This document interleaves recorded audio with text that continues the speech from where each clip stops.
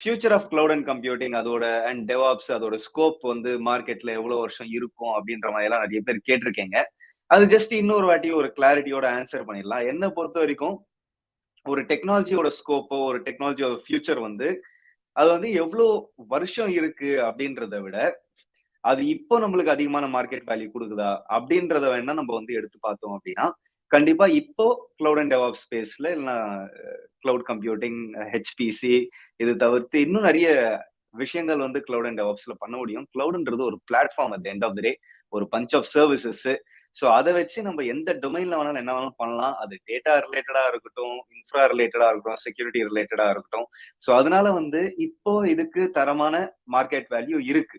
ஓகேங்களா? இப்போ இதுக்கு நல்ல மார்க்கெட் வேல்யூ இருக்கிறதுனால கண்டிப்பா எல்லாருமே இதை பத்தி படிக்கலாம். இதை பத்தி நீங்க படிச்சீங்கன்னா கண்டிப்பா உங்களோட கெரியர்ஸ் வந்து இன்னும் ஒரு 1 or 2 இயர்ஸ்ல இன்னும் பெட்டரான நிலைமையில இருக்கும். பட் இது எவ்வளவு வருஷம் இருக்கும் அப்படின்னு நீங்க கேட்டீங்கன்னா அது என்னால கரெக்டா சொல்ல முடியாது. ஏன்னா கிளவுட் அண்ட் டெவாப்ஸ்ன்றது வந்து ஒரு domain, it's part of the future. ஓகேங்களா? It is not the future, it is part of the future.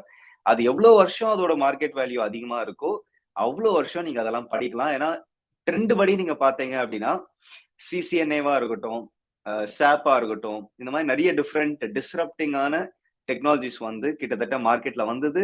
அதோட மார்க்கெட் வேல்யூ ரொம்ப அதிகமாச்சு. அந்த நொடியில எல்லாருமே அதை படிச்சாங்க. அதுக்கப்புறம் அதோட மார்க்கெட் வேல்யூ ஸ்ட்ரீம் லைன் ஆக ஆரம்பிச்சது. அதே தான் வந்து கிளவுட் அண்ட் டெவாப்ஸ்க்கும் நடக்கும். ஓகேங்களா?